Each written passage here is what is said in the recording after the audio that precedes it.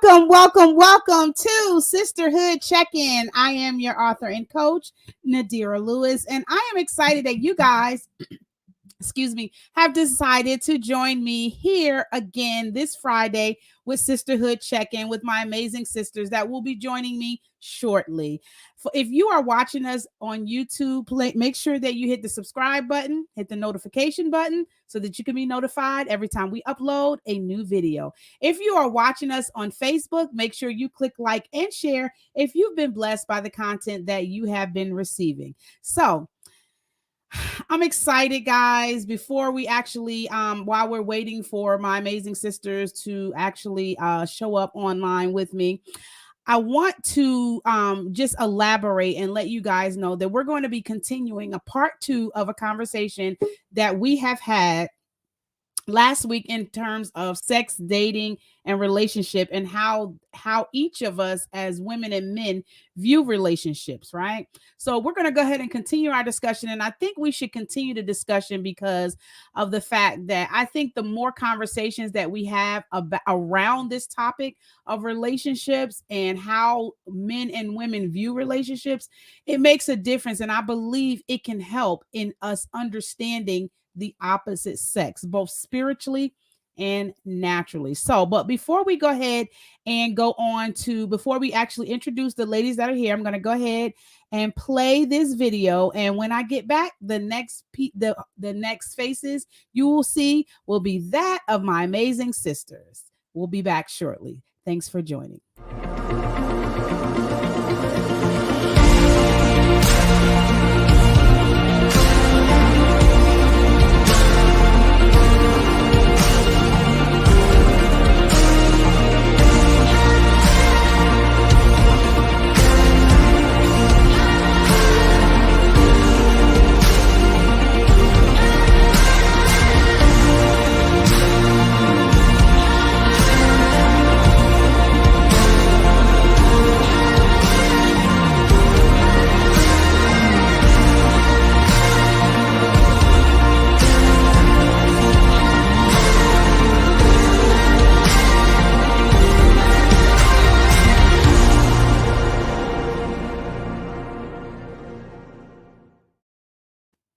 And we are back on Sisterhood Check-In with my amazing guest. Khadijah is here, and we are patiently waiting for Tyanna to actually show up. And we are sending our hearts and prayers to Shadonica for having a death in her family. We are praying for you, and we're praying that that God brings comfort to your family in this particular time of sorrow. So while we wait for Khadijah, looks like we may have lost her, but she'll more than likely probably be coming back.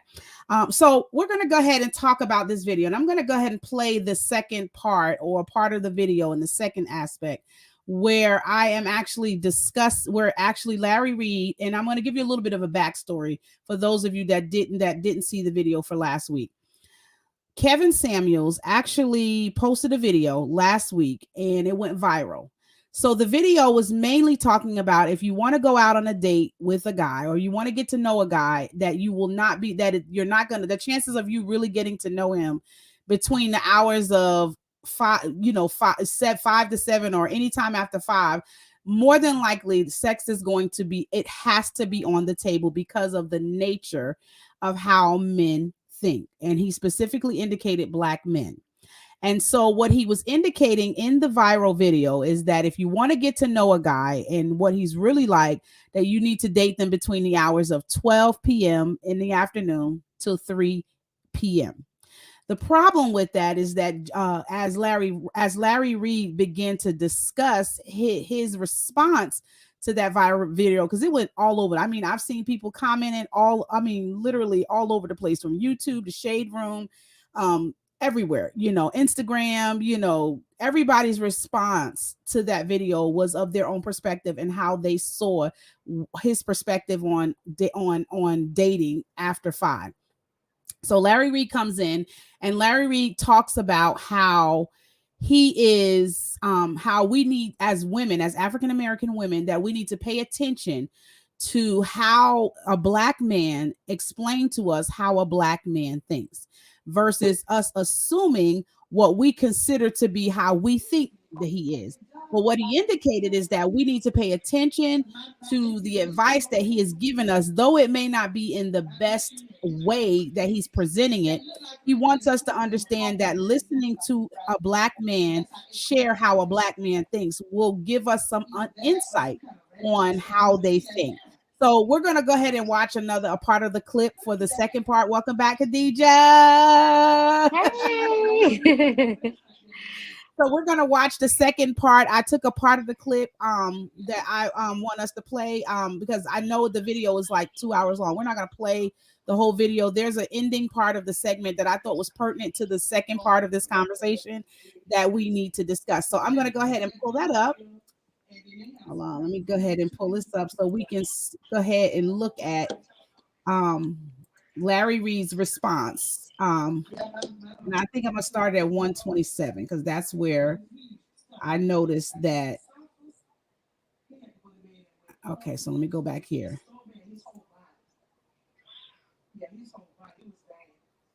From work. For some of us, more work than others. Right. Yeah. Okay. Start and bring other folk on. Okay. Hey, CJ. Hey, Larry. Hey, Elisa. I love to see you guys interact. It is so awesome. I think, Larry, that a lot of us as women didn't have a dad in the picture, whether the dad was absent because he died or because he worked or because he left. And so a lot of us don't know about men. And I think the first time that I really began to have some insight into what men were like was Steve Harvey. He blessed me. He said, if a man really likes you, he'll profess, provide, and protect. He said he'll give you some kind of a name or title if he likes you. He'll say, this is my girl, this is my girlfriend, this is my wife, this is my lady. He said, if he says you're his friend, that's all you are, that's all you will ever be. So he blessed me in that. So far as you are concerned, I think that everything you shared about men today, of course, you're a man, and I agree 100%. I agree because I've seen it. I do say that my experience has been that white men, Black men, all men want sex. It's not a Black man thing. They all want sex. They'll take it any kind of way they can get it, any way they can get it. So far as Kevin Samuels is concerned, his meanness and his rudeness overruns his point. He comes out with some really great points. I have listened to him over time, and he makes good points. But then when a woman asks a question or is unclear about something, he just goes irate and goes off, and his rudeness makes him ineffective. So that's all I want to say. Oh, and Larry, thank you for baptizing me. And Elisa, thank you for sending me my certificate. Love y'all. Bye. It's July. Yes. Yeah, all right. Bye. Okay. All right. Let's see. Oh, that's Byron. What, Byron? Hey, what's going on? Hey, Lisa. I want to hear what you got to say. Real quick. I just wanted to be able to say, Larry, oh my God, oh Lord Jesus. If you have a beautiful friend, there's no way in hell you can be friends with that person. As men, you put yourself in position as you visualizing the outer parts, just like women visualize males with gray sweatpants in public and more. So at the same time, let's be honest. Secondly, Kevin Samuels, very intelligent Black man. Let's be mindful that his platform is built by broken women that want to have an answer in the ear to know what's on a man's mind. Just like the last lady just stated, that these women want to be able to know what they are not doing. They want to seek out information. Kevin Samuel has the platform to be able to do it. Do at times he be over the top? Yes, I agree. He do that. But at the same time, let's be mindful that his platform is built by broken women that want answers to something that they don't know anything about. Let's be mindful of that, because at the end of the day, whether you like it or not, it's information that's being given from a Black man. Yeah. About Black men. I think that's the information I think that women can listen to from him. So y'all saying y'all pain is different from 12 to 3 than after 5? I'm saying at the end of the day, I'm saying at the end of the day, it's still opinion, so it don't matter. Y'all are focused on the time. It's not about the timing. 7 o'clock, 10 o'clock, 11 o'clock, doesn't matter. But at the end of the day, he is focused on the time. A man, you're gonna get a different type of man and a different type of response after 5 p.m. Exactly. And my thing, real quick, during the day, you guys said, well, you can be able to meet the person during the day. Case in point, you can be able to gather information from that woman of everything that she's not having or she's lacking to be able to play that part later in the evening, but you can be able to have your way. So what are we doing? Let's be honest about it. Let's stop living in the false reality and being adults, grow up, and be able to face the reality what it is. If you want to opinion, get your opinion. If you want to puss, get your puss. But at the end of the day, don't walk away like somebody snatched something that you didn't open. Yeah, I like what you said because you're reiterating something I said. We are hunters. We will hunt y'all. This is how we do it. We listen to what you say you want, and we play the role to get what we want. After that, then we make other decisions whether we're gonna keep you around or how long we're gonna keep you around, depending on how good it was. That's it. It's unfortunate. It's unfortunate, but it is the truth. Except that man got the Holy Ghost therapy evolved. They'll just, this is what you're going to be dealing with. You know, in spite of what he's presenting and showing up as, that's what you're really dealing with. Yeah. Mm-hmm. Thank you so much. Stop wearing those shirt skirts and trying to act like ain't nothing happened because I'm looking. Short skirts. And act like I don't wear short skirts. No, he wasn't talking to you. He's speaking. No, I'm just saying. I thought you were talking to me because I don't. Bye. Thanks, Bishop. Appreciate y'all. All right. Okay. That was great. Okay, let's see who else is in here. Oh, hi, Derek. Derek, what's up? Hey, y'all. Hi. So, okay, first of all, I appreciate this conversation because number one, it helps us bring clarity to human nature. Mm-hmm. And Lisa came in with another jewel that said, number one, boundaries have to be set because everybody's not always trying to get sex all the time. Mm-hmm. Now, the time stamps as far as the peen is concerned, each male is different. That's a whole nother conversation. As far as Kevin Samuels, he's offensive to me simply because of the way he talks to women. And like the brother just said, if his platform is built on broken women, that's a whole problem for some men. Some of us like to have intellectual conversations. Some of us like to play. Some of us we want it when we want it. So men have a diversity, but boundaries do have to come in play. So I think it's unfair to put a timestamp on the peen. Next comment. Go ahead.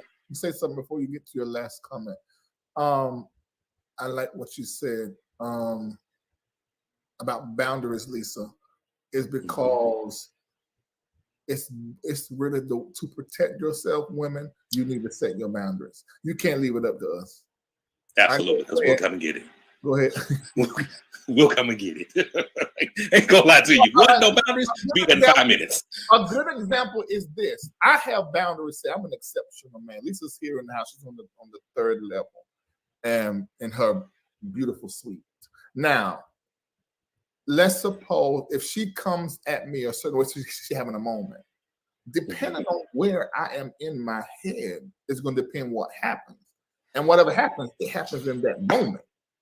After that, I'm going back to the mindset that I was. Now, for her or for me, one of us could get up with a different head frame and try to hold that person to something that does not exist. It's not there. Absolutely. So that's why I say to women, because of your power, not your weakness, because of your power, yes. Boundaries.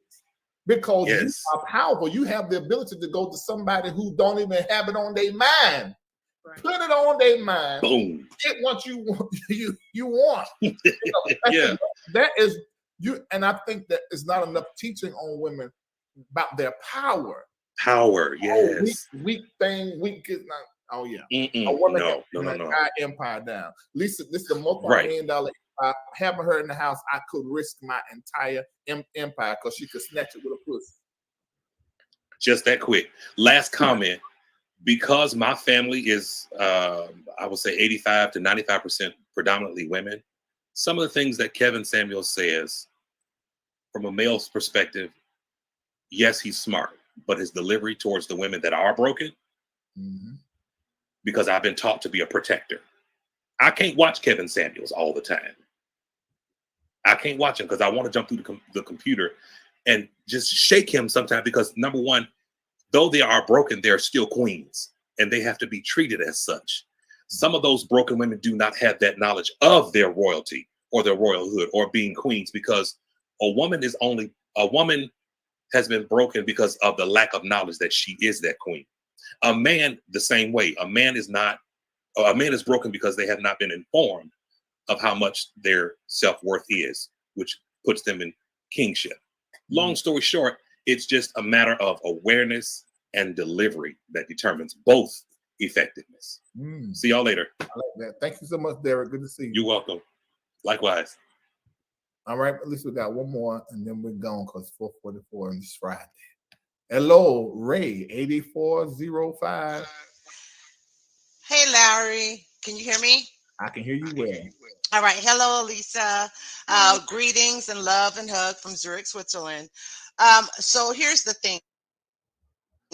Who it has two older brothers, who's raised Black male children, and who is married to a white man.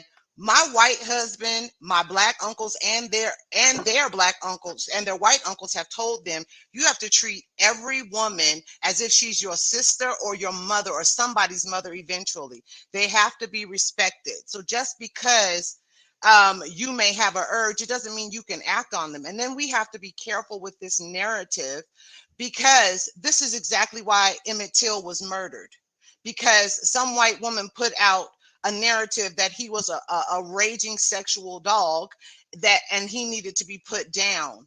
And so I think that we just have to be super, super, super careful with taking that narrative and saying Black men are not able to control their sexual urges, regardless if the woman is sitting there in bras and panties. If she didn't say you can take it, you can't take it.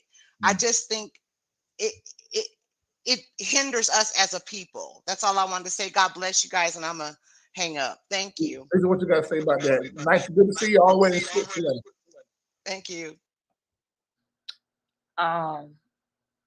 What I got to say about what she just said? Well, I feel like I don't think that we're saying that men, that it's okay for a man to rape a woman. I don't think we're saying that. Right. But I am saying that you need to be aware that just don't leave out the part that women have a choice. Okay, just don't leave that part out, because if you do leave that part out, then you are creating a narrative that, well, I'm gonna take it, you know. But I feel like that women, we need to be more vocal in what's gonna happen. Okay, we're going on our first date, we're not having sex. That's just point blank. So if you want to go out with me and you feel like that you still going to have sex with me, you're wasting your time. We're not having sex. And women have to be adamant about that because sometimes, you know, you be around men and they're saying the right things. They're saying what you want to hear. It's not that easy for me anymore. You got to do more than say the right thing. You get it, and to now people, because men, they know what to say now. For some reason, I don't know. They say the right thing, and when men are saying the right thing to me, the first thing I say is, "Nigga, please." Be yourself. I mean, don't try to say the right thing to try to make like, you know, this is what it is, and you know. The reason why you're talking to me is because you want to have sex. When I talk to somebody, that's the first thing I say. We're not having sex. So that's just That's just the bottom line. So if that's what you want from me, that's not what you're going to get. You need to move on to the next person. Yeah, exactly. And some men have more, they have more, you know, what you call it? They have more patience than others. So they'll keep talking and keep trying. I heard you say, you know, then 10 months down the line, you know, they get what they want.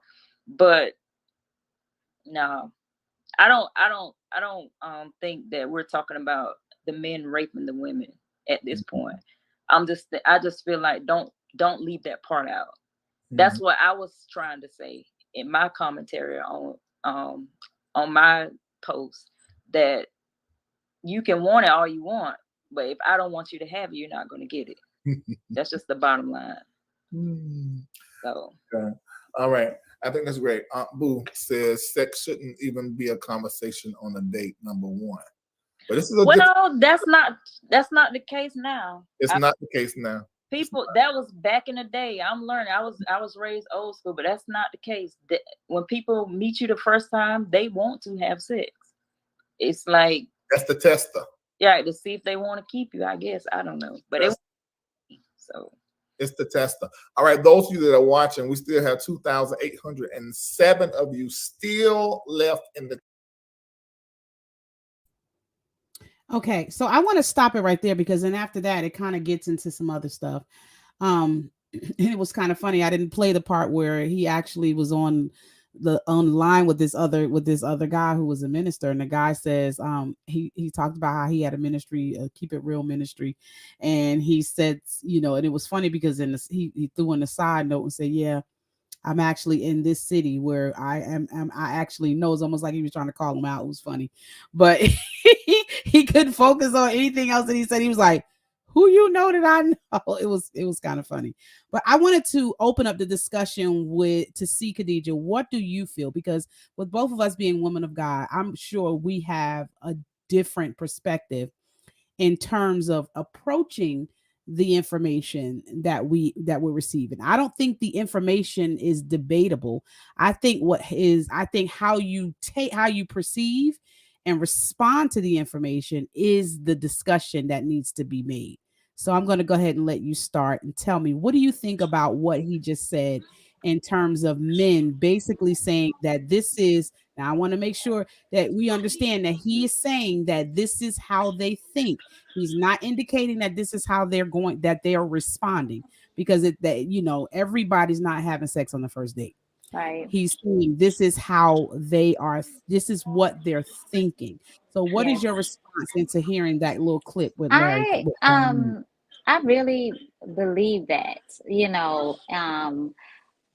I'm not saying that, I don't know, I could say if every male is like that.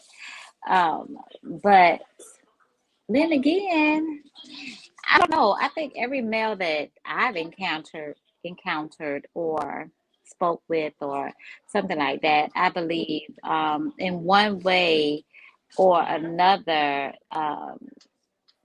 that some kind of sexual something was alluded to, I just think it's in their makeup, in their DNA. Now, do I think that all of them, wants to instantly pursue that? No, because I do think men respect women, and I do think it's like Elisa, his ex, was saying that, it's up to us to put those boundaries up, to whereas whether we're going to allow it or what we're going to allow and what we're not going to allow. So, what he said, I really, really believe that it's true. I believe if you're a believer, not a believer, pastor, whatever the case may be, I'm not saying that you're like, oh, I want to jump her bones, but I do believe that in somewhere in your thought process, that the thought of, okay, she would be a good intimate partner, goes through their mind. I was speaking with somebody the other day, and I was actually talking to him about this particular conversation and this whole Larry Reid thing that we were looking at. And I actually told him, And I said, do you know what he said? He was saying that men's do not have like sexual patience. And he was like, he's probably right.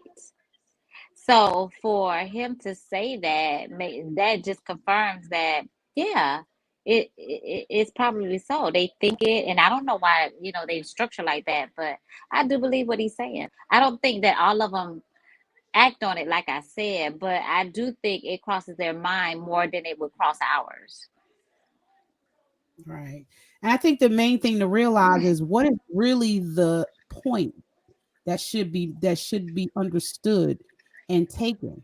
Should it be that this is the way they think, or should we focus on the wisdom that should come from the information that we receive? So the way I look at it is, because we know that, because we're talking about dealing with the nature of man, right? We're talking about nature, right? So he's letting us know that the nature of man is really fallen. The nature of man Mm-hmm. is that when he sees a woman, but here's the thing, seeing another woman of the opposite sex and desiring a woman is what they were created. That is a part of who they Yeah, are. I was going, yeah, So used. It's yeah, not wrong to look at a woman, and it's only wrong when you look at her and begin to lust after her, and you start to mm-hmm. create that sexual activity already in your head. Right, If that goes on in every man's head, then that just shows you why. And it's funny because I was thinking about this.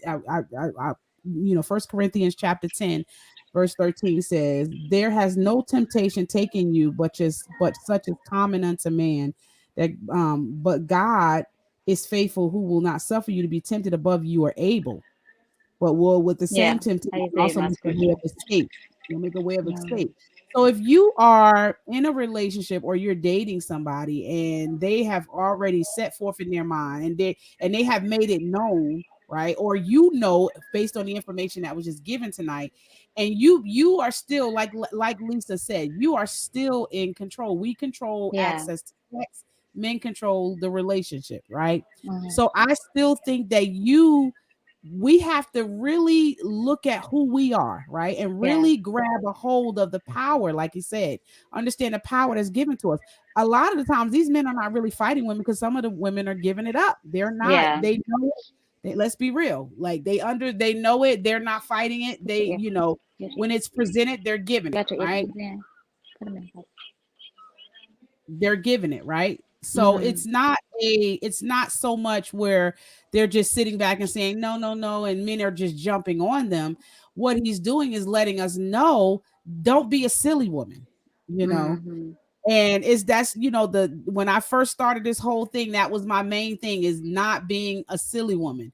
you know Yeah, and it's like, when you think about what the Bible talks about a silly woman, and it says, for of this sort are those that creep into houses and lead captive silly women laden with sins, led away by diverse lusts, ever learning and never coming to the knowledge of the truth. Well, look at it this way, right? If you're a woman and you don't have issues with self-esteem, and you know who you are, right? When you do encounter somebody and you do have that information, let's just talk about it as if you do, because I don't think majority of the women don't know that. I don't think that's a truth that we don't know. It's just not talked about, right? I So think it's let's not just talked say, about. yeah, but I believe that majority of the women know that if you go on a date, that 9 times out of 10, sex is what that man is thinking about at some point. We are not ignorant. And so I think what happens is that, you knowing that, you have to be able to brace yourself and exercise self-control on your part too, and be able to know that there's certain, if I know that this is the nature of man and I'm trying to get to know somebody, then I need to not lead with sex, right? Because if I lead with it, then I miss the opportunity to really get to know that person for who they really are. Because when you start to have sexual intercourse with somebody before you are getting to know them, what happens is it blindsides the things that are obvious that you may have needed to avoid in that relationship. It confuses things. Now you can't see things as they are because of the fact that you have been blinded to the fact that you are concentrating on hey, Coach Thomas. And Coach Thomas, I brought Coach Thomas in with us as a male to give us a male's perspective and give us wisdom, because it's one thing to have, and that's why I really admire about Tony Gaskins too, because it's one thing to have the worldly men always talking about the perspective about a man, but and it may be true, but what are we going to do with that information? What are we need to have godly men stand up and say, okay, this is because that, or if this is true, this is how women, because it seems like women are more open nowadays to listening to men than they are to women. They're tired of listening to each other, and I agree with him. You can't really, a woman can't really tell you about a man, only a man can.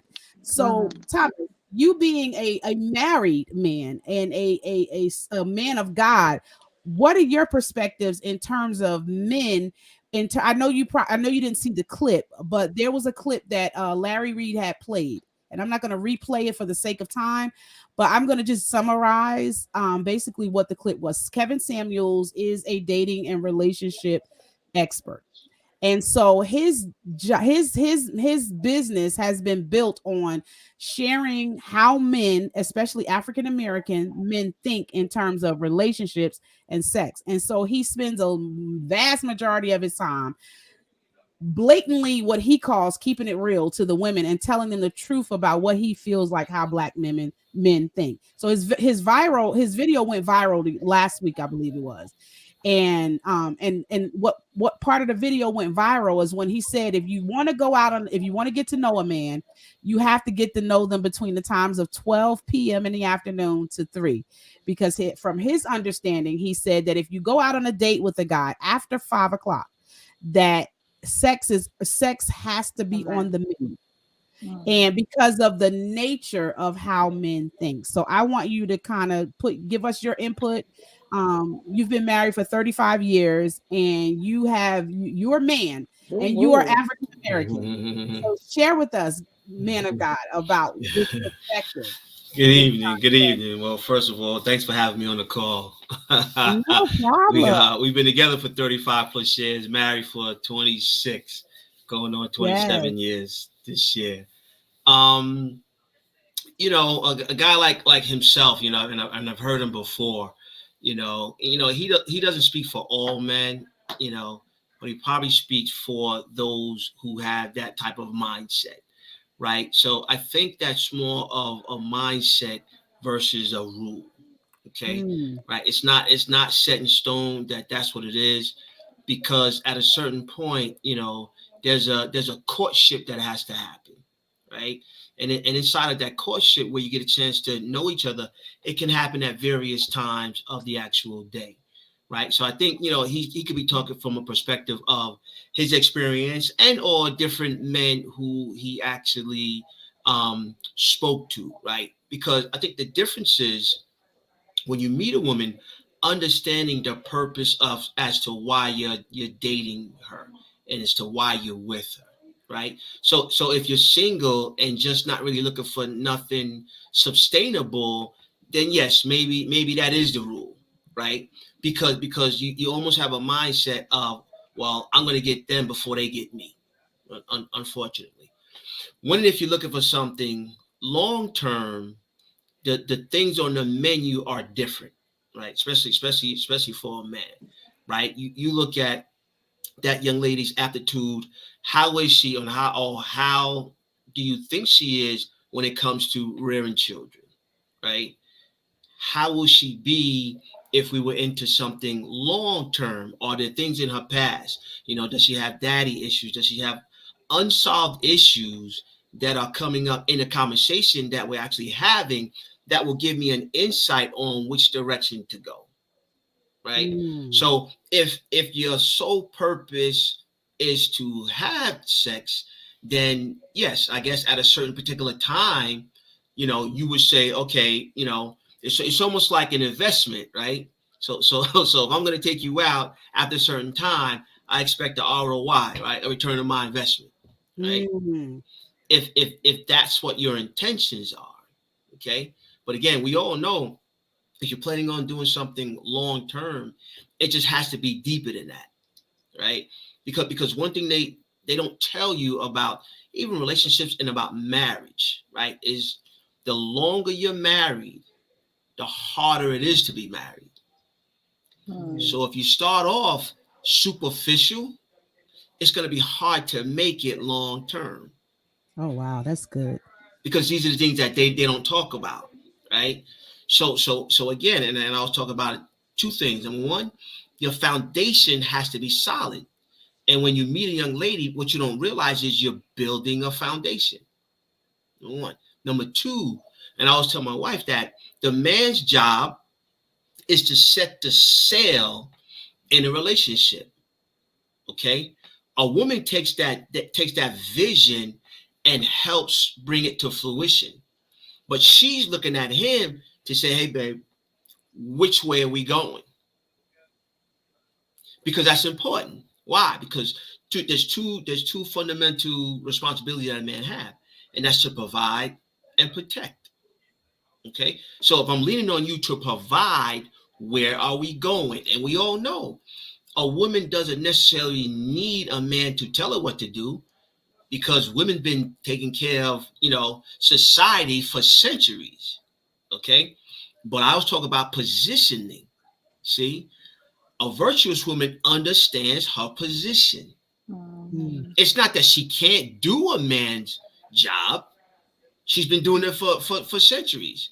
It's that she wasn't designed to do a man's job. It's a little bit different, right? So I was using an analogy about if you're on a destination, you're going somewhere, and then you're in a sailboat.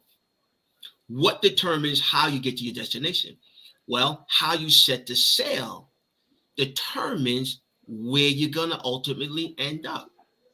So it's the same thing in a relationship, right? So in the beginning relationship, if that's what you're building your foundation on, physical, I challenge the longevity.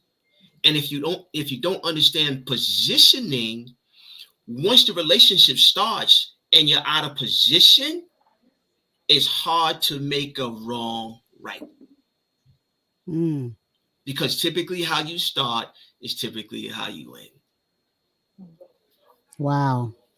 That's pretty good. And I think that's why it's important to have a balanced version of what you hear. You can hear something and you can have two people saying the same thing, but I think it's good to know the balance, because in all actuality, I know it's not 100% correct, because because there are some men that you would consider to be saved and love the Lord that still have the same issues as somebody who doesn't. I think the key to understand and the key is to keep having conversations, to keep having discussions around that, because there's not a lot of people talking about it holistically. You have these group of people over here talking about this the way it is, deal with it, and that's it. And then you have these people over, and then you have another group of people over here saying, no, that's not really it. That's not really the whole story. This is what happens. But I think what happens, the wisdom comes in, is when you say, okay, like you said, when you understand the purpose of why you're dating, the purpose and why, because it really does. And that's what I haven't heard throughout this whole thing, is the mindset in terms of how you're viewing the relationship. Because one thing I did hear one guy say, and I don't know if it was Tony Gaskins or somebody else said, and they said how a man looks at you will determine how he pursues you. If he sees you as somebody, he'll categorize you. So if he sees you as this sexual person, then everything surrounding you, that's all he's going to see is you as a sexual person. He's not going to look at you in terms of long-term relationship, which would probably explain when you go out to dinner after a certain time frame. I think that's the other part that we need to hear, right? Because if I've been on dates where I've dated some people that pretty much didn't approach me like that, right? Because they are thinking long term. But then I've also been on days where it was made very clear by their actions, and it was like, oh, okay, I know where this is going. Yeah, I know what you want, So I think when we sit down and we realize, okay, taking this information, that how you carry yourself and how you see yourself too, because if you see yourself as just a sexual being, which is why the other guy made the point about walking around with short mini skirts and, and then you walking around here and we're looking at you with this short mini skirt on, you've already stirred up that appetite. Like, but I agree with Khadijah too, because just because you they think that doesn't warrant you the right to my body. So I think ultimately it boils down to taking that information and saying, okay, now that I know this, how do I govern myself based on that information? Yeah, and and if you want to go a little bit deeper, right? Somewhere in that book that I read, sometimes it has 66 chapters. It talks about judging the tree by the fruit it bears, right? So when you listen to all of these, gurus, relationship gurus, I think you have to judge them by how they govern their life, right? So I think a little bit differently. Okay. So if you're talking about relationships, if you're talking about single people, single men and women trying to be in a relationship, I think a married man or woman should be telling that narrative. If you're single and listening to somebody who's single, they're and even if they've been married, but their mindset can only really talk to you about how they see things from a single mindset. See, I think it really should be reversed. Why? Because what's the purpose of a man and woman getting together? Ultimately, they want to be in a relationship. Why? Ultimately, to get married. Now, if that's not the end goal, then yeah, whatever we're doing is just physical. But if that's the end goal, I'd rather listen to a narrative from somebody who's there versus somebody who may have been there, but they're not there, and they're telling me how to get there. No, hold on, wait a minute. Now I know things happen. I know nobody's perfect. But if you couldn't maintain, if you couldn't hold on to that, how can you talk from a relational mindset and you're not physically there? Why? Because relationships change every day. Right? So you can't talk about, or you should not talk about a relationship based upon a memory. Because it's a different time. And I always talk about if you're married, if you haven't been married 7 years, don't start counting yet. Because after 7 years is when it starts to get real. Because you're going to experience some things that you never, ever, ever experienced before. You're going to see some things in your mate that you never, ever seen before. And you're going to question and wonder, did you make the right decision? You're going to have a choice. 7 years later. A whole 7 years later. I question a whole 7 years. Yeah. Look at the number 7 biblically, and you see how many times it comes up in the Bible. And then when you look at 8, why is 8 significant? Because it's a new beginning. So it doesn't mean that the last 7 didn't count. No, the 7 got you to a new beginning. Come on, man. Don't get me started, man. Don't get me started. Don't get me started. Don't get me started. I know I'm a guest. But I think sometimes, men and women should listen to people who are where they want to be. Right? Les Brown says, I never let a bald head man tell me how to grow hair. He said, I never let a broke person tell me how to make money. Right? We have to be mindful of who we are listening to. Right? If single women are listening to single men tell them about relationships, I question that. I think that's what Tony Gaskins, when I was listening to Tony Gaskins' response as a married man, I really appreciate his response. And he said, you got to really, because most people don't understand that there is a certain level of maturity in the mindset as you get older. And I think the longer you get married, the longer you're married. Oh, yeah. I think there's a shift, right? But I don't think the issue is being married. I think what happens is there's a lot of discussion because you have a lot of single women, men that are there. right? And they are facing issues regarding their flesh. So I think what happens is there needs to be more discussion on how to use wisdom, whether we get it from a married person or a single person, is being able to take that wisdom and apply it to your life so that you can govern. Because if you know what you want, if you know you a person that is pursuing marriage over time, and you know that you're dating with a purpose, then knowing that this is the way the potential men that you're meeting thinks or may think, then you have to govern yourself accordingly and say, okay, you know what, now that I know this information and I'm with somebody who is single, you have to ask the hard questions and ask so that you're not spending months and years down a road. How can two walk together except they agree, right?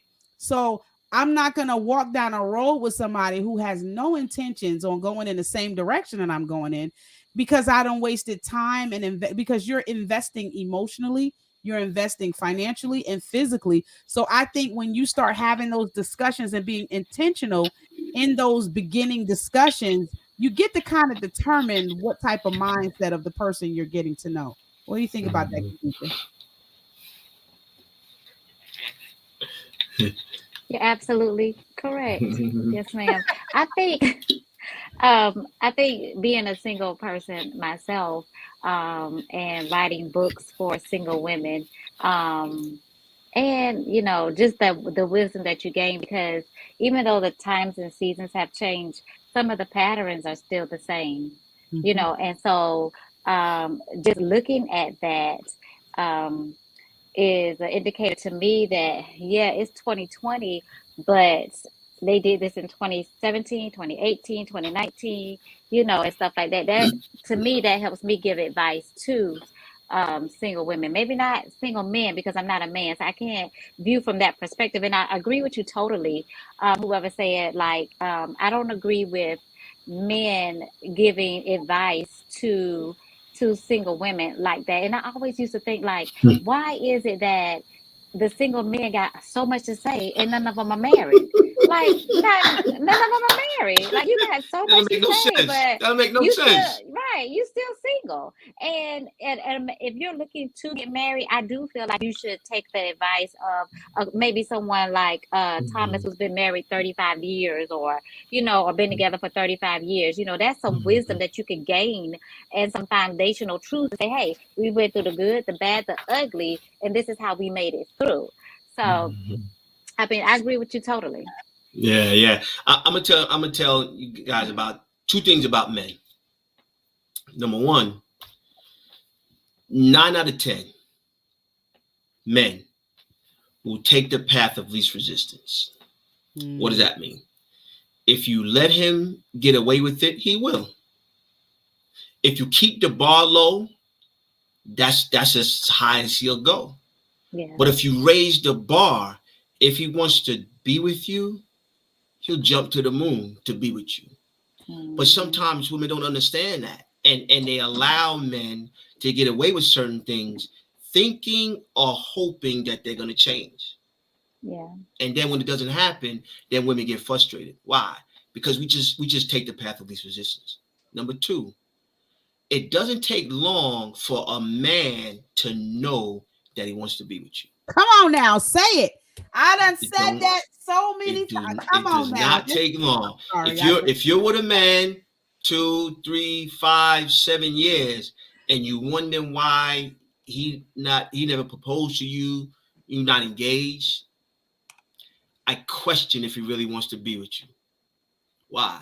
Because if he really wants to be with you, what men do is, and we all know that it's almost like, we look at women as, okay, I don't want anybody else to be with her. So I need to make that commitment in order to take her off the market, because until I make that commitment, we're both single. See? So it doesn't take a man. I had this conversation with a coworker years ago, and I said, hey, are you guys, engaged? And they were in their 40s, right? Especially an older man. Like, it don't take an older man 3, 4, 5, 6 years. I promise you, it don't, because he's he has some experience, right? So when he meets you, when he sees you, he already knows. Now, it may take a little time to get there, but he already knows. And I was asking her, she's like, well, Thomas, why you keep asking me? I said, because it doesn't take that long. So I said, okay, right? And then ultimately, you know, as time went on, they separated, and he never asked her to marry her. He just never asked. And she said, well, Thomas, well, how'd you know? I said, because I'm a man. I'm telling you, when you connect with somebody on a spiritually, mentally, and physical level, it doesn't take long. And sometimes it's just on a spiritual level, and you don't even have to touch them physically. You just know that you know that you know. And I tell this to men all the time, and they're like, oh, Thomas, not. And then it happens to them. Hey, T man, I met this girl and I knew, and they wanted to get married. You know, I said, I'm gonna tell you a story. When I was 19, that's when I met my wife. Right, she was 20.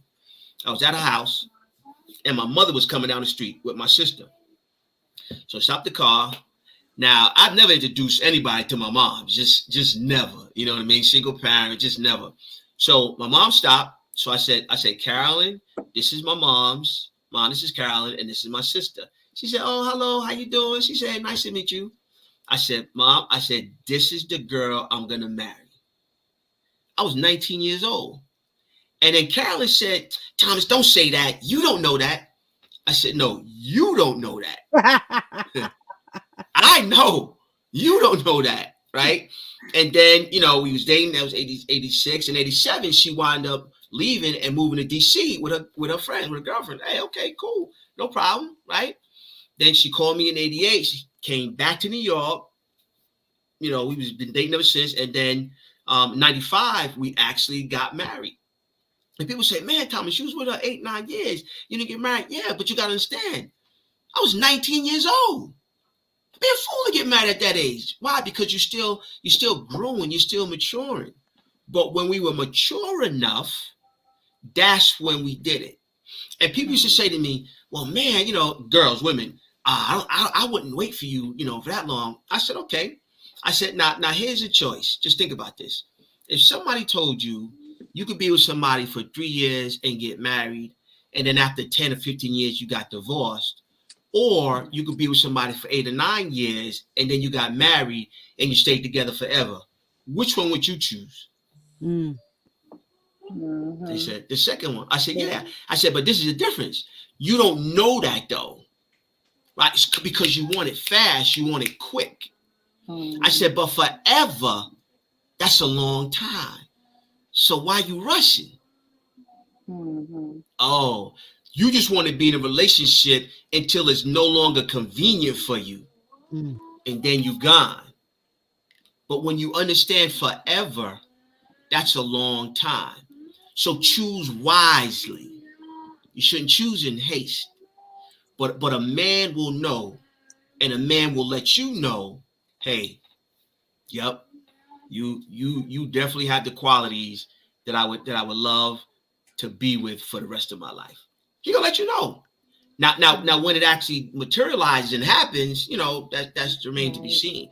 But I promise you, right hand of God, it doesn't take a long time. Right. So if you didn't have that in your book, Khadijah, you know, you can edit it and you can add that. You can add that in there. It don't take a long time. I'm telling you, if I bring my wife on the phone right now, she'll tell you the same story. Right? But when you know, and Nadira knows that about me now, it's like when you know, like I was just that confident. No, I know. Yeah. I know. You know, and you know, women, you know, they from that show me state. Yeah, all right, yeah, show me. Don't tell me, show me. Yeah. Okay. We like action, and your words and actions have to match. That's what we always 35 years later, man. 35 years later. Yeah. Today's her birthday. Got a big old bouquet. 55 white roses, 55 red roses, 1 white rose. You know, lilies, the whole thing. Then, happy birthday, Carolyn. Yeah, she good. She good. Born fulfilling greatness day.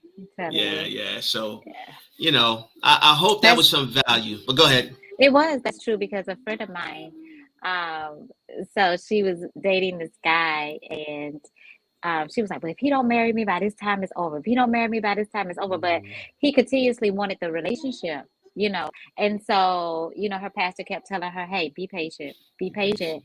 It's spiritual, you know." And so, anyway, they're finally getting married after I think it's been like 5 or 6 years, but he already knew. But what you said is that women don't like the way it's the haste in us. Is like, right. look, Gotta I'm have it ready to get now.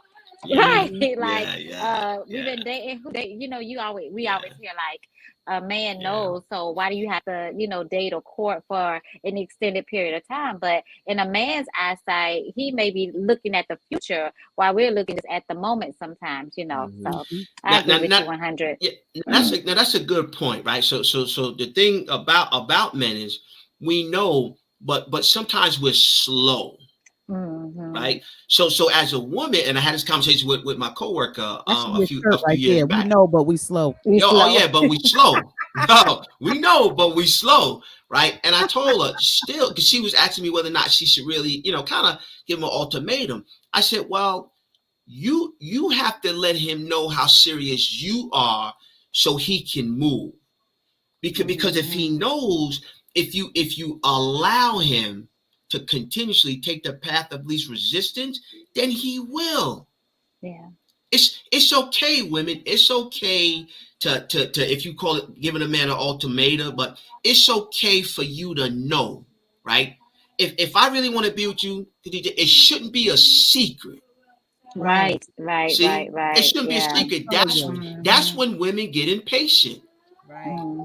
Because we're not telling them what the plan is.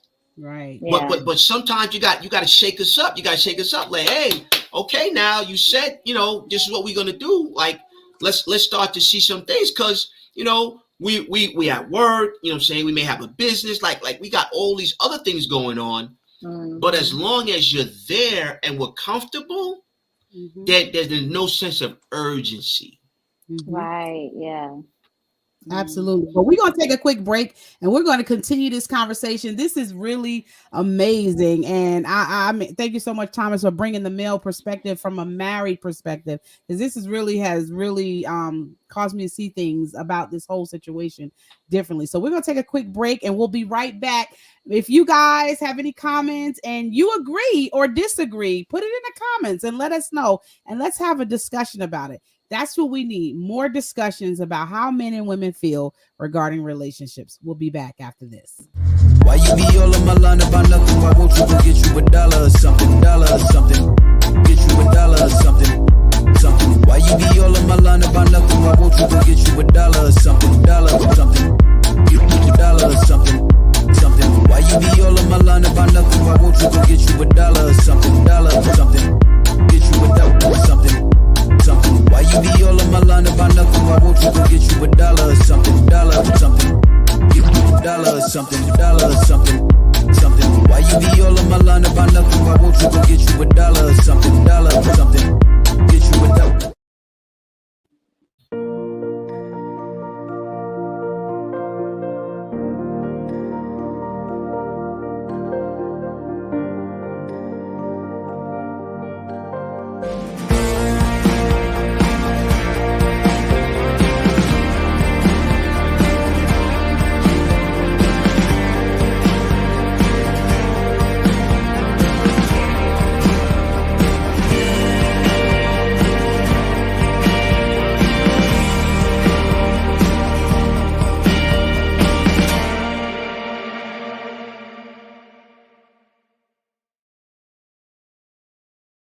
Up here and we are back here with Sisterhood Checkin. I'm gonna call you right back, okay? And we are having a discussion regarding sex, men, and relationships, and how men and women view from our perspectives about sex, men, and relationships. So we are in part 2. We are at the top of the hour. We are almost to the end. But I want to kind of give some final thoughts in regards to and to how the way we deliver our delivery and how we deliver a message, it seems like that's been more of the emphasis, because you can have two people say the same thing, and our community, we seem to feel like the only way that we can deliver a message is if we deliver it in a way where we have to be, belligerent, you know and it's because we feel it's been a part of our culture. We grew up in households with mama and them, yelling at you, telling you stupid for doing this and you dumb for doing that. And I think what happens is it created sometimes it can create such an insecurity and a block for receiving the truth, which is why I believe he feels like he has to address it the way that he does, because he feels like he's a black man, right? And he knows the African American, he knows the black culture, and knows that the majority of us, the way we're raised, we're yelling and we're just telling you, keeping it real. But we have to also realize that when you're keeping it real to women that are wounded, you're just adding another bruise, even if you're telling them the truth. You're adding another bruise on top of that. So now is it, and just when I look at the type of women that are following him, the women that are following him are women that are in broken relationships and broken themselves. So we have to ask ourselves, why is that? Why is it that they flock? Because if he's operating in a narcissistic personality trait, I'll say that because I'm not going to diagnose him. If he's operating in a narcissistic personality trait, think about what narcissistic personality trait behavior attracts, right? They need somebody to feed that ego or that behavior. And everybody that is following him, look at the type of personality and the behavior. It's almost like they go into this shell and they just be like, okay, and then the women that do step up and say, well, I disagree, maybe with the way you delivering it, not maybe what you're saying, but the way you're delivering it, it's like he gets into an uproar, and it's like, what is this really about? Giving information, or is this really about dominating? And Larry Reid did say something that I thought was relevant to talk about. He said, I don't know his personal life, but what I do know is if you've been married 2 times, right, and it didn't work out, the way you're perceiving, the way you're delivering, it's almost like giving somebody water through a dirty cup, right? The water may have been, if I take this water bottle, right, which is actually some really good water, if I take this water bottle, it's clean, right? But if I pour it into a dirty cup and I give it to somebody, somebody who's really thirsty won't care. They'll just drink it, right? Because they just need the water. But somebody who understands that they don't have to drink from a dirty cup will say, no, thank you. I think a few keys that you pointed out concerning the women, because some of that stuff I couldn't even watch because it kind of grieved my heart to see that I don't even think that they really understand their true value. And when you have been wounded, you do look for answers in seemingly like anybody that you can. And so here you have this person that seems like he's full of knowledge. The way that, I mean, it doesn't even matter how he delivered it, but it seems like he's full of knowledge. So that's what they kind of, gravitate to, looking for, hey, why isn't this person may be attracted to me, or why do they just, I seen a piece of one that said, why is it that the first thing men want from her is sex? And then the other one was, asking all these questions because they've been through this thing. And I think that maybe they don't even realize that he is that narcissistic person. You know what I'm saying? Because they can't even see the value. I'm not going to say they can't, but they have that open wound in themselves. You know what I'm saying? So, yeah, it kind of like just grieved my heart a little bit.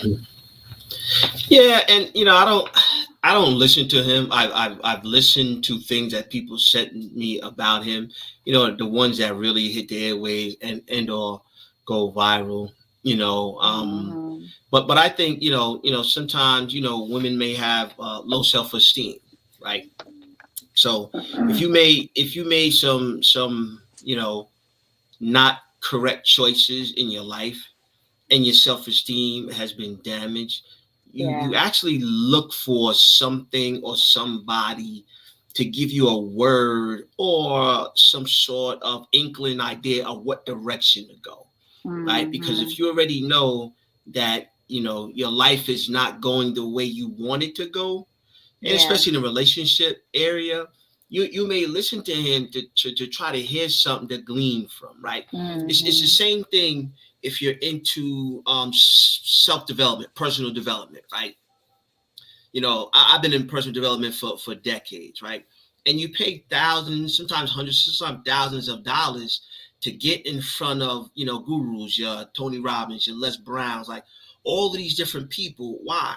Because just maybe I might hear one thing that Les says, and that can change my life. Right?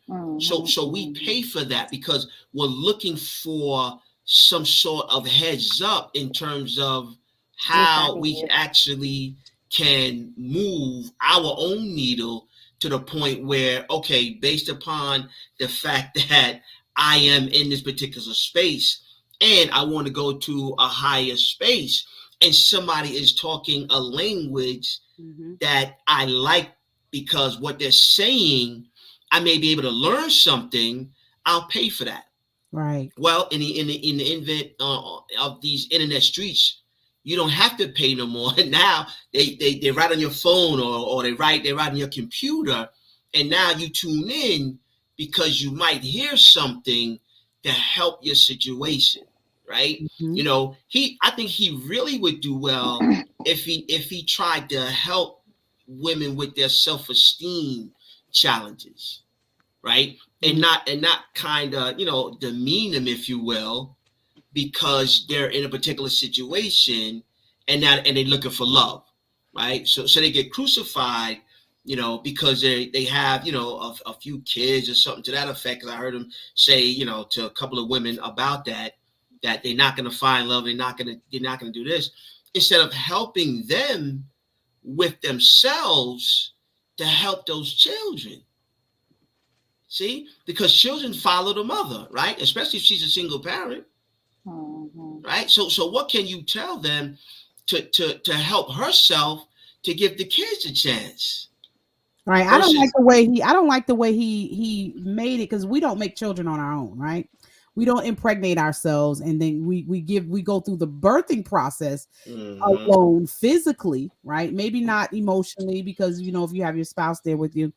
But the way he said it, the way he addresses the fact that however the relationship ends, it's almost like he's using shock therapy, right? To shock them back into what he considers reality. And his reality is perceived as, it's your fault, you're single because of this or because of that, not putting any responsibility on. And think about what happened with Jesus, right? When the woman was caught in act of adultery, they were ready to stone her, right? They were ready to stone her. And I thought, and all of us who have read that always like, well, why didn't he go after him? You know, but God dealt with them in a way which showed me that it doesn't matter what people try to project on you. God sees all and he knows all, right? And so he will hold you, each and every person, accountable for what our actions. You know, he'll hold us accountable in his timing, right? So though I just didn't like the way he made it seem like, well, you got pregnant. Like, you don't get pregnant. Somebody impregnates you. You make it seem like we just go somewhere and just go to a machine and just get pregnant. You know, I hate when people use that term where you got pregnant, as if you did it by yourself. No, you were impregnated, you know, by somebody who, and to not even, and he's, you know, made claims that nobody has really seen all of his videos and understand the balanced way of how he viewed things. And that may be, you know, there may be some truth to that, but the part that we are seeing that's going viral is the part that we're making these perceptions from. Yeah. You okay over there, Khadijah? You got everything straight over there? I know I'm out of town, so it's just sleepy. It's a little bit. No, I'm good. I'm just out of town, so you know, I'm like Just turn the camera off. It's easier. Right. Yeah. So I definitely appreciate my you, first thing. even though you're there with Tyanna and her wedding. I appreciate you taking some time to continue this discussion. Because like I said, I think we need to have more than just one-sided discussions about it. And I think we should have more discussions with the opposite sex, because we're talking to each other, but we are not dating each other. We're not all of us, are dating each other. So I think there needs to be more conversations where the opposite sex are discussing that, so that we can deal in a safe environment where the woman does not feel like she is being ostracized, and where the man can feel like he can be honest. Yeah. I mean, I love this because it makes the woman aware and on both sides. And I wish men would jump on as well, just to give, a little bit more perspective on a man's side, but just to make them aware, like, hey, this is some men think like this and some men think like that. And I think it's based on the destination to where they're going and what they really, really want out of a relationship. Yeah, and I think sometimes, and I had this conversation with a lot of women in helping them. Like, I don't think that women understand how much power and authority that they have. What happens is they look for affirmation and confirmation from the man, and it's really reversed. Why? Because a man thinks differently, right? So the first attraction is going to be physical attraction. That's just how it is.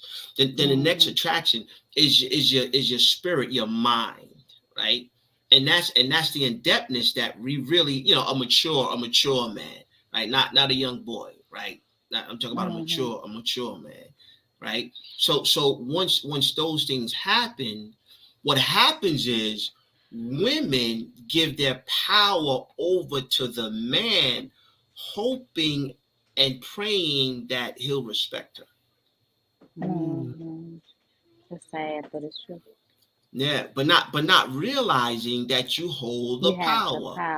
Why? Because what God blessed you with, that's the desire of that man. Right? So when you understand that, what happens is you give the power away, and then after you give the power away, you hope that he respects you. Yeah. And you miss it, because once you give that power, you don't have nothing else to give. That's it. Because that's everything.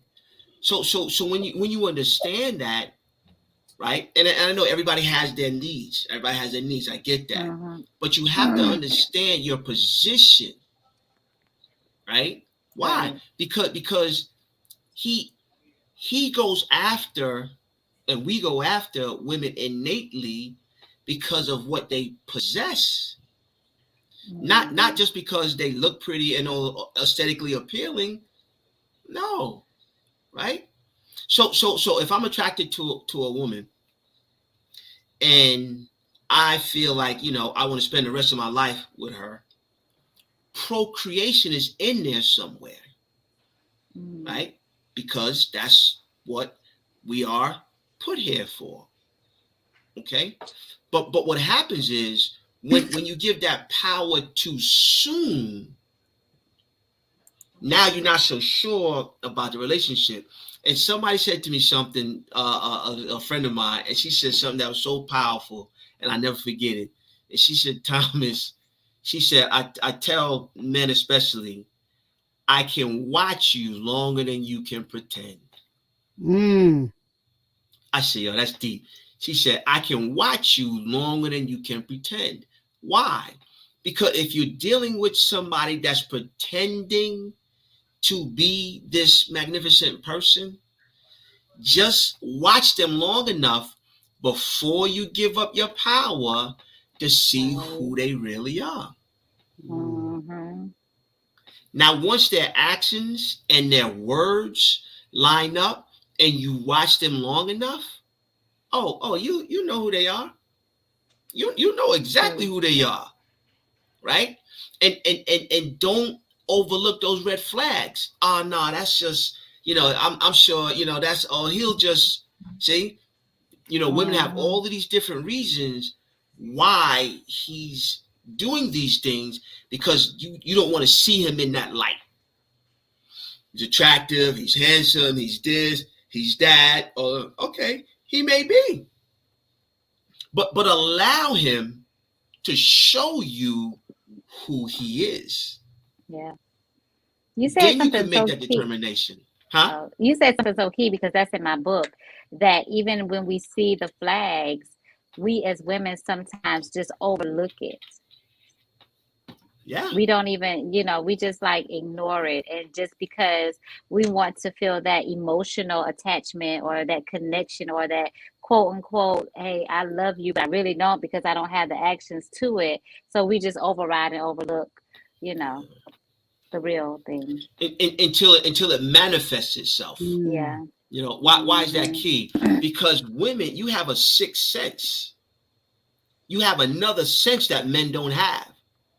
Right? You say something just don't feel right. Yeah. And we be like, it look good to me. Nah. Yeah. Something don't feel right.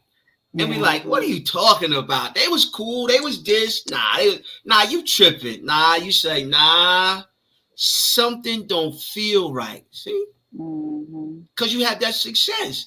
But if it's the man that you with, you don't always utilize it the same way, especially after you slept with him or something. Now you're like, nah, that's probably not that. Because you don't want to believe that that's what it really is. Because men, we're simple. We're not hard. Nah, we're real simple. Right? We're systematic. We're system orientated. We do the same things over and over. Why do men, get into situations that they shouldn't be? Because they change their patterns. Because y'all study us, y'all watch our patterns. As soon as something off, where he get that? I ain't never seen him do that before. Oh, what? He didn't call me right this time? Oh, something's going on. I'm telling you. Patterns, boy. And some of us, we're a little bit more keen than others. We're watching like, well, you used to. Was that you? That's true. That I think it's simple. We make it difficult, right? Like when I have these conversations with single women, I always ask them, what is it that you want? Even when I have these conversations with single men, some of my friends that I know that are younger, that they're single, and I always tell them, write it down. Women, write down what type of man you want. Men, write down what type of women you want. Why? Because if you understand the order of the universe, that's just like going to the restaurant and the way they're asking you what you want and you don't know, you just want to eat. Well, what do you want to eat? Right? Well, be specific. I want scrambled eggs. I want toast. I want pancakes. I want bacon. I want the bacon fried extra crispy. Like, be specific. It's the same way with our Creator. It's the same way with God. Why does Habakkuk 2:2 says write the vision? Right? Put your order in. Why does Matthew 7:7-8 says ask, seek, and knock? Like, why? Like, you think that's just something just on the paper? You're like, excuse me, I'd like a tall order. I like a tall order of 6 foot. Just ask.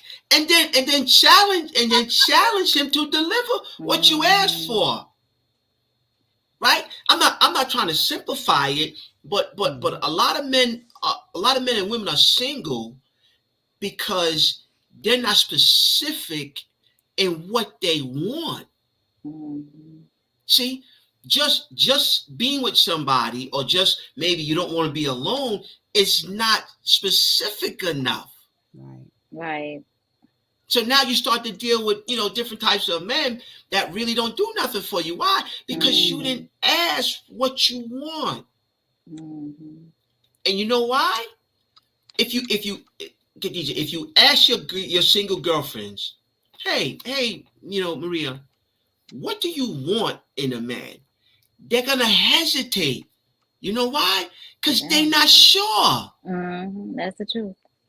They're not sure. I've been there, so I'd be like, That's how he's tripping them up on these calls too that he's doing. Yeah. That's how he's tripping them up, because he had one lady in particular that he asked, what did she want? Right. And she was like, and he was like, okay. She said, well, I want to be married. He said, how old are you? And she said, she told her how old it was. And he said, what do you do for a living? She says, I'm a barber. And he says, okay, well, what income does the guy that you want to meet, what kind of income does he have to have? And she said, And he said, so you don't know. And then he asked her, well, what is the end goal of this relationship that you want? She said, ultimately, I want to get married. He said, how long do you want to date before you get married? She said, he said, So he's taking them, though he's, like I said, using shock therapy to help them realize some of the stuff that he says is true, asking them questions. But I think even in asking those questions, you still have to, still has to be instructions with that, because now it gives the perception of, if I want him to be this, and that, because I did the same thing. I want him to look like this. And when I got married, he was nothing like what I had on the list. I was like, I want a taller guy. He was short. I wanted him to be like this. And I wanted more of a lighter brown. He was brown skin. So it gave the perception to where I was blocking off potential people that were really interested in me because of all of these preferences. I think we're all going to have them, and you should have them for the sake of knowing what you desire. But I think you should be open that as you're making those desires, that you're looking for something deeper than just something physical. Because if we're only asking for the external things, we want him to be this feet tall, we want him to look like that, then what happens is the very thing that keeps a relationship going, you're not asking for. I think we need to take some time and really think about, what do we want in terms of what do we want in a man or a potential spouse, not necessarily what he want him to look like, because he may not come the way you look, the way you expect him to look, but he may have those character traits that you are genuinely looking for. I had that list, checking off this, checking it twice, and what I married was somebody totally physically opposite than what I had on that list. I married somebody, what I really should have led with was what I wanted. Somebody should have asked me is, what do you want in a marriage? What do you want in a relationship of the person that you're meeting? And when I started to think about that, I saw past the external. Yeah, and the challenge is that most men and women haven't slowed down enough to understand that. True. That's true. I agree with that. All right, so just think about it, and then I'm gonna jump on and let you guys roll on. If your house needs food and you have to go grocery shopping, you're gonna make a grocery list that's specific to your needs. Okay. If you say you want a man, or if you say you want a woman, you don't take the time to understand from yourself inward, from an inner perspective, to know what your needs are, to ask God to fulfill those needs in a person. You just want to meet somebody, and then you want to go through these different men, you want to go through these different women to try to find out which one sticks. Right. You see, that's Nadira, even though you had a list, but see, this is the difference with your list though. I don't think your list was long enough, because I think your list had a part two, and for you, I think the part two of your list was more spiritual than physical. Mm-hmm. Because ultimately what happened was God sent you somebody to match your spiritual needs. Mm-hmm. I'm not so sure how deep you went, the depthness of your list was from a spiritual perspective. Right. See? I agree. Yeah, Mm-hmm. I'm coaching now. I'm just coaching. I'm just coaching. No, I'm just coaching. Yeah, because when you understand that, and I say this all the time, flesh will always have to yield to spirit. So an advantage for men and women that's listening is if you understand what your spiritual needs are from the opposite sex, start with that. Right. Don't start with the physical. Why? Because the flesh always have to yield to the spirit. Right? So if you start from a spiritual nature, you have a better chance to find somebody in the flesh. And then massage all of those wants that you had from a physical standpoint, because they meet certain needs from a spiritual standpoint, you guys. Because ultimately, the whole appearance will change. Right? Mm-hmm. Things will start to sag. Yeah. Everything don't work the same it used to work. What you liked before, now it don't look the same. It don't feel the same. Mm-hmm. But the spirit never changed, though. Right. So did you fall in love with their just appearance, or did you really fall in love with their spirit? Mm-hmm. Because when you talk about longevity, spirit is gonna win 10 out of 10 times. It's not their flesh, right? So, ladies, it's my wife's birthday. Oh yeah. Take some time to jump on, but I can't stay on too long. Yes, we're not gonna take away from the time, and we're getting ready to wrap up anyway. We are an hour and a half into the broadcast. I did see Khadijah, you had somebody that was coming on, so if you did, we will wait. I don't know how to get her on. I'll send you the link. I'll put the link in the chat box, and she can click in the chat box. To actually, I'll put it in the chat box right now. So I'll put it on the screen, and she can actually just click on that and go in. And we're gonna allow Thomas to go back and allow him to. Yeah, same here. You want me to stay on? Did she want to ask me a question or something? I don't want to jump. If you can, she said she loves this. Oh wow, well, that's awesome. Good. So there's a link if she want for those that do want to come on and be a part. That is the link right there. And she can just if she's watching the broadcast. She's watching it off my Facebook page. So let me go to yours and then copy the link. Well, it's on. If she's watching the broadcast, the comment is going to be across the link. It's going to be across she'll be able to see it. If she wants to click in it, then she can click in the comment. It's in the comments on hold on. It's in the comments, so she can also watch it on the comments also, because you're on the page, so it's on your page too. So you can go in and copy it if you want to and send it to her personally, but it's there on the screen too. Right. And while she's doing that, I just want to make a comment. This is why I think it's important to have these conversations, because when you're just hearing it from one side, you don't really get to hear the whole story. You're just hearing it from just this. Well, this is the way they think. Deal with it and deal with what. But how do I deal with that? And is there another side to this? You know, if it's just deal with it and that's just that, and I don't know if there's another side, then I don't know that there is another way of thinking, even though that may be how they think. How do I govern myself? And am I attracting majority? Because it, like from what you and Tony Gaskins and other men have said, that's not really 100% true in all the cases.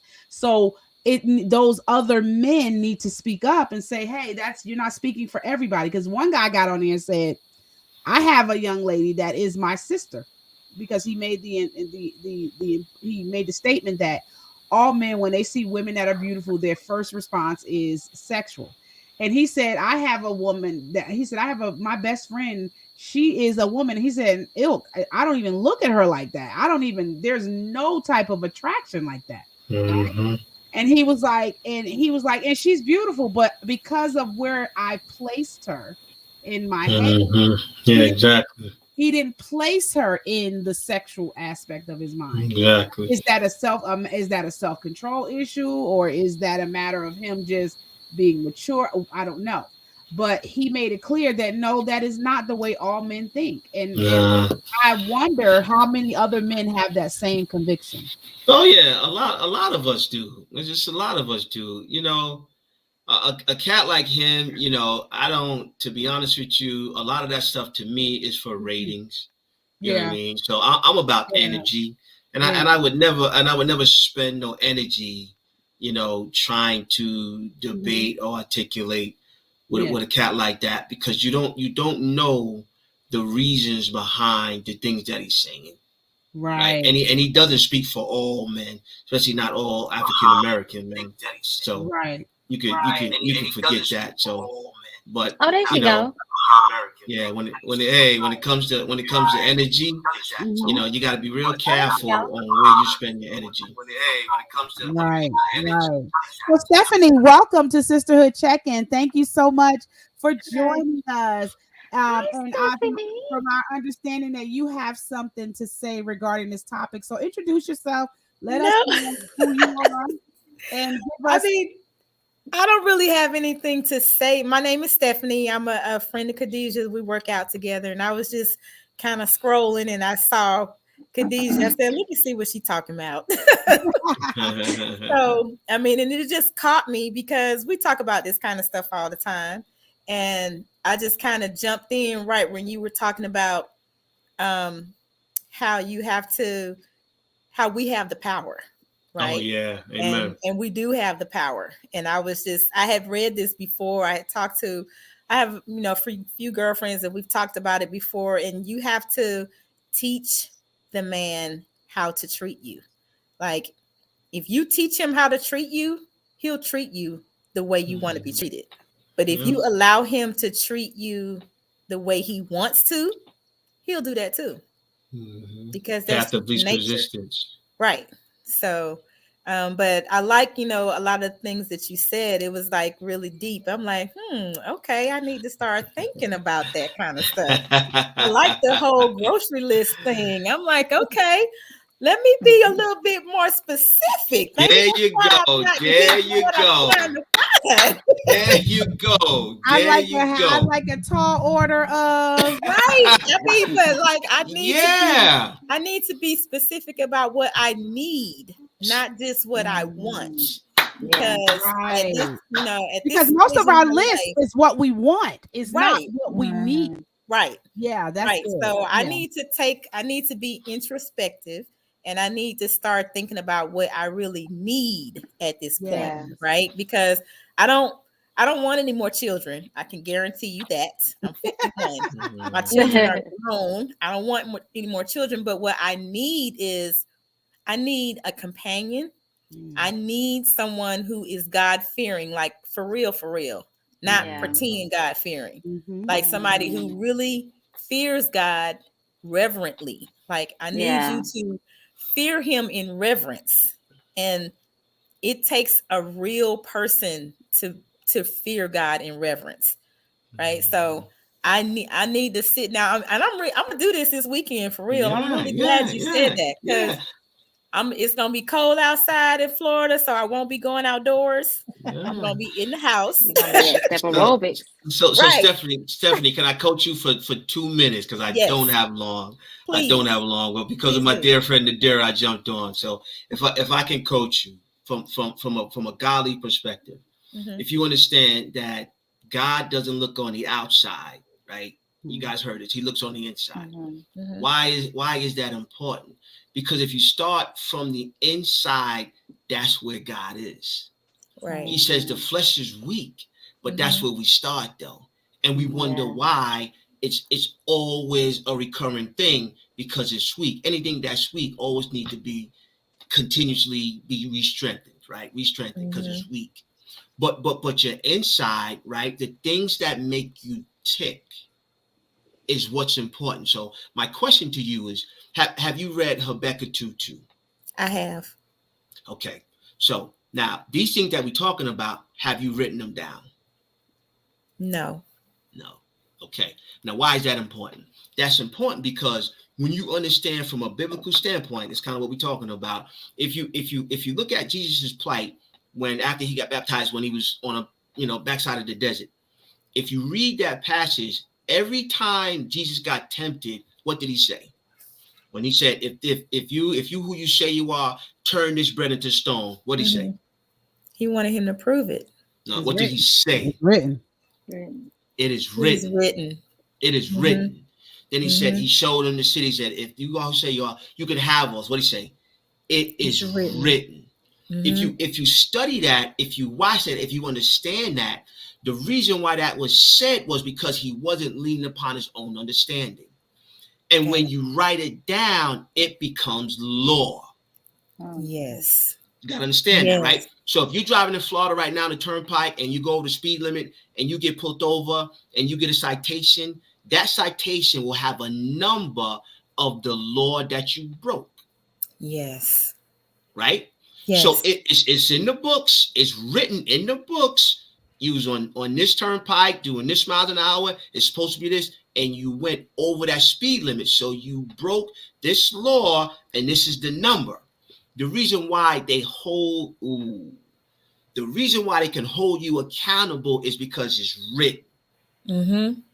So when you see that, that's why they can hold you accountable, because it's written. Right. If it's not written, they can't hold you accountable. Got it. Right? So think about it. If you write it down, now you hold God accountable for what you wrote. Right. Okay, right. I hear a little preach in there. All right. I'm coaching right now. I'm coaching. I'm coaching. Because now when you write it, now you hold God accountable to give you what you wrote, because it's written and now it becomes law. But we don't do that though. All we do is just either ask or hope for. But we don't get enough unction inside of our spirit to write it down, to believe his word is true. That's so good. Wow. Test it. Prove me wrong. Prove me wrong. Write it down from your spirit. And see what happens. Because when you ask him and when you pray, you're going to pray based upon what's written. Right. Yeah. Pray from your mind of what you want. That's why if you move further down in Romans, it talks about a warring between your heart and your mind. Right. I say this all the time. He knew there was going to be a tug of war. He knew there was going to be a battle of what your heart wants and what your mind wants. What your heart wants to do, what your emotions want to do, and what your mind says. So when you write it down, first of all, it stops moving.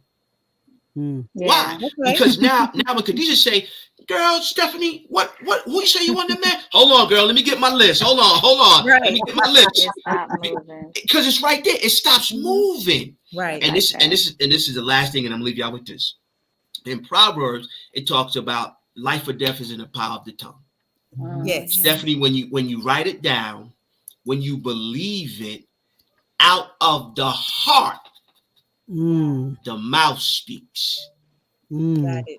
So now you're starting to speak what's in your heart. How did it get there? Because you wrote it down and you meditated on it. Right. I was talking to Gary yesterday, right? And then one last thing, when you look at the Lord's Prayer, our Father, who art in heaven, hallowed be thy name. Thy kingdom come on earth as it is in heaven. Why is that significant? Jesus was teaching his disciples how to pray. He already knew what was going on in heaven. So he's teaching them how to pull down from heaven what's on earth.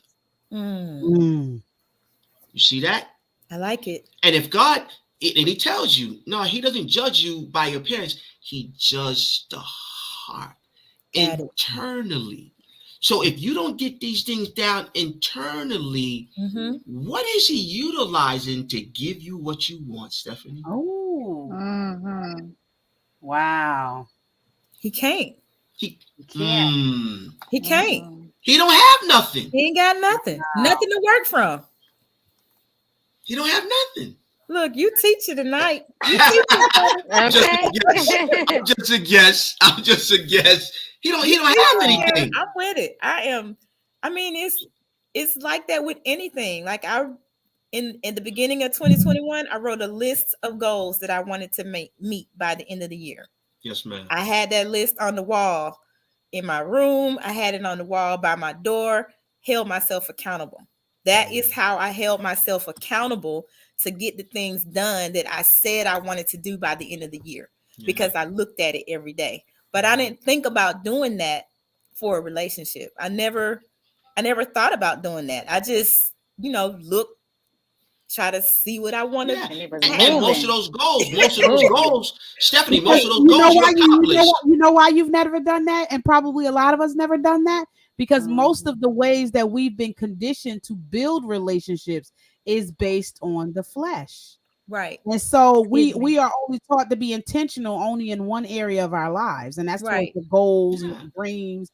Nobody has ever taken the time to be intentional with teaching us, which is why the Bible said the older women shall teach the younger women, right? Yeah. It's our responsibility to teach and show how to be intentional with loving your husband and that's awesome. Yeah. I never would have thought of that. But think about it. Most of those things that you wrote down, you accomplished in 2021. Yeah. I did. I know you did, and that's the first time I'm meeting you. I checked off my list, and I was like, "Dang, I did that." because of the same. Go ahead, Khadijah. I'm sorry. One thing. Somebody, could you just give us your information? Somebody wants to know: do you do coaching sessions? Yes. So could you just spill off your information, or could Nadira or somebody or I just type it in this thing? Nadira in the messenger. Hold on 1 second. Yes. Stephanie, and they came true, correct? They did. Yeah. Because of everything that I just shared with you, though. Yes. Everything, and you did it and didn't realize you was doing it. I didn't. But you I did didn't realize it until the end of the year, and I went back and said, See? And T. Harv Eker wrote a book called Secrets of the Millionaire Mind. And in that book, he says, T. Harv Eker, Secrets of the Millionaire Mind. And in that book, he says, how we do anything is how we do everything, Stephanie. If you did that for 2021 for those things, it works. It works for relationships. We just don't apply it. But it's applicable though. Because nobody's teaching this. That's why I just talking to Dara about energy, like spending time talking about what old boy Dan stuff doing. All that's okay, but to me, it's wasted energy. Yes. Let's help each other and educate each other on what we don't know. Right. Let's talk about that because relationships are easy in the grand scheme of things. If you understand what I just taught you, Stephanie, and it's applicable to your goals in 2021, it's applicable to your shopping list. You're going to tell me it's not applicable to get a mate? No. I never would have thought of it, but you're right. You just ain't try it. You just ain't try it. You're right. No, you just ain't try it. I'm putting my list together today. But that's the simplicity of it. That is the simplicity of it. That's the simplicity of it. I'm telling you, and I knew so many things when I was younger, when I met my wife, and I told my partner, and we was in our teens, and I said, I'm gonna get married by the time I'm like 26 or 27. And he was like, nah, I'm gonna do this and I'm gonna do that. Now we teenagers, we 16, 17. So fast forward, I got married around 27 years of age. So I really start to hone in on that. Like it's something to it. I didn't understand about Rebecca and write it down, all that. But I was speaking it into the universe. Right. And God knew my heart. Right. I was like, ooh, there's something to this. Right. So I start to dig, I start to learn, I start to go a little bit deeper. And now when you know it, Stephanie, it's applicable across the board. That's why it's so easy to beat most people. Why? Most people won't do it, Stephanie. It's not that they can't. They won't do it. Why won't they do it, Thomas? Because they don't believe. Right. They don't believe. You are so right. That's it. That's all. It's so simple that you don't think of it because it's simple. Write it down. They don't Be believe. specific. They don't write believe. it down. Oh my gosh. I was only on here for a few minutes, but thank you so much. Like I got a whole lot out of these few minutes. Right? And just give it to God. Like yes. don't put your flesh in it. Like don't try to make it be what you want it to be. Right. Be specific in what you ask for and understand what the scriptures say and allow that to happen. And then be able to identify it when you see it. Yes. And then when your girl say, "Girl, how'd you get that man?" You ain't gonna want to know. I wrote it down. Not gonna want you don't want to know. You don't want to know. That's awesome, Thomas. Yeah. Thank you for that. Thank you. I really did. I needed that. Just in 10 minutes. I got what I needed in 10 minutes. Look at God, girl. Look at God. I just asked you, can I coach you, Steph? I just asked you, can I coach you?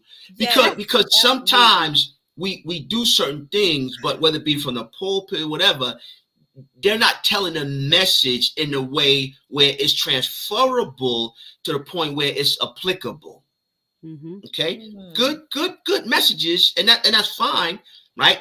Gives you warm and fuzzy feeling, and you move. But the things that people struggle with the most is financing and relationships, right? Yeah. Finance and relationships. That's true. You know what I mean?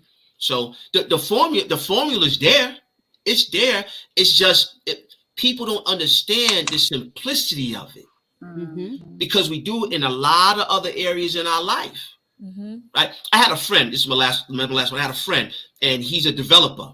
Moved here to Georgia. He's a developer, and he was good with real estate stuff, but he was struggling in his relationships. I said, my man, I said, treat your relationships like you treat your business. He said, wow. He said, I never thought about that. I said, see, in business, when you see somebody doing funny business, you acknowledge that. But in your personal relationships, when you see it happen, you accept it because you're looking for love. And now once you accept it and it turns out to be something different, now you mad. But if it was a business transaction, you would have stopped it at the door. In the bud. He said, Thomas, I never thought about that. And his relationship's been totally different.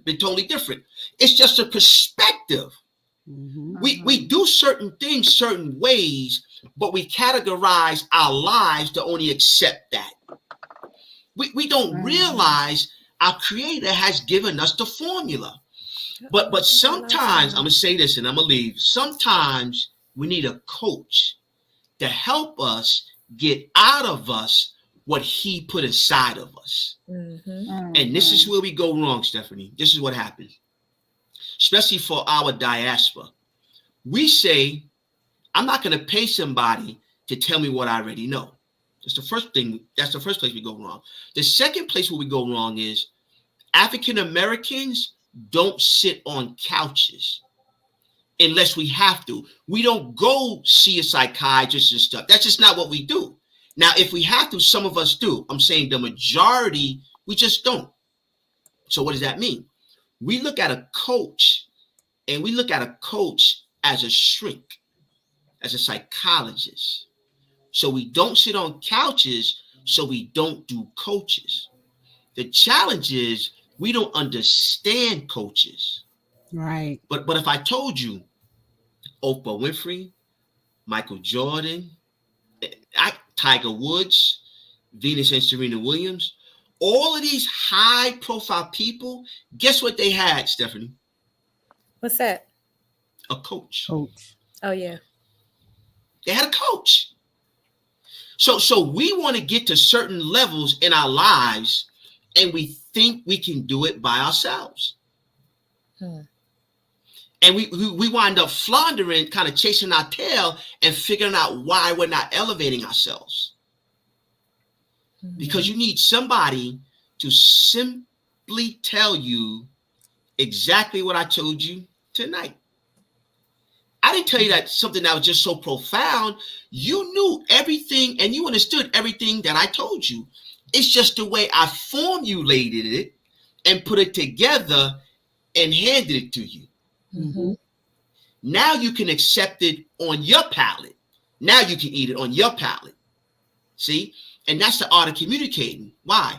Everybody has something to say, but everybody can't communicate. Right. Right. That's true. Because the communication is an art. So, Stephanie, you came in. I never met nobody on the panel before. But I met you right where you was at, though. And then I communicated to you and started to elevate your consciousness to another level of thinking. Mm-hmm. It's called the reticular activating system, RAS. And what it says is, once your mind has been exposed to a thought or an idea, it can't go backwards. I just exposed you to another way of thinking. Right. When we hang up, you cannot go back to the way you used to think. Right. Your mind won't allow you Mm-hmm. because you've been exposed to another way, another thought. It's not nothing all technical and real simple. Why is it simple, Thomas? Because you've been doing it already, Stephanie. It's not foreign to you. It's the application. That's the part that we miss because we don't know how and when to apply it in different areas of our life. Ladies, it's been a plum-pleasing pleasure as well as a privilege. I got to go. I wish I could stay. I thank you. I humbly thank you for having me as a guest. Thank you so much, Coach. Thank you. You know how to find me. Talk Bye. to you guys later. Have a good Bye. night. Have a good evening. Tell Carolyn we say hello. Will do. Appreciate you. Bye-bye. Awesome, guys. So you heard it right here. If you guys have any questions or comments regarding tonight's broadcast, make sure you put it in the comments and let us know. And we are still here to answer those questions. If you are watching us on a replay, make sure you put #replay. And if you are interested in the coaching, make sure you send us a message at the @handle Dinner with the Coaches, and we will be glad to set you up with a coaching session with Coach Thomas. So if you guys have any ending words for us, do you have any final thoughts that before we end the broadcast? This was really good tonight. As always. I'm glad I caught the last little piece. I'm telling you, in 10 minutes, you just changed my whole thought process in 10 minutes. I'm just like, I'm shocked at what he can do in more than 10 minutes. Yes. That's awesome. I'm grateful. Thank you. I'm glad I was scrolling. Yeah, I was about to get into bed and I said, let me see who's on Facebook. And I'm just scrolling up and I see Khadijah. I'm like, okay, what's she talking about? Let me see what she's talking about. Yes, well, we thank you for the few minutes that you were able to come. I'm glad you got a chance to get a little bit of what we do every Friday. Okay. When it comes to Sisterhood Check-in, is we basically bring different women on, and we have rare occasions where we have group settings. This just happened to be a group setting where we're discussing Kevin Samuels and Larry Reid. So I'm glad to have met you, Stephanie. It was a pleasure meeting you. Thank you so much for adding your value to our broadcast. It means everything. And if you can, continue to watch us every Friday at 10 p.m. And we also have a broadcast on Sundays called Dinner with the Coaches, which Thomas is also a part of. Also, so we do coaching on Sundays at 7 p.m. and we do Sisterhood Check-in on Fridays at 10 p.m. So you're more than welcome to join us live and in person or on the replay. We're here for you. Okay. Awesome. Khadijah, you got to send me the information so I can know how to check in. Okay. Definitely. This is awesome. Thank you so much. You're welcome. And thank you guys for joining. Thank you guys for joining. Have an amazing evening. Why you be all on my line about nothing? Why won't you go get you $1 or something? Get you $1 or something. Why you be all on my line about nothing? Why won't you go get you $1 or something? Get you $1 or something.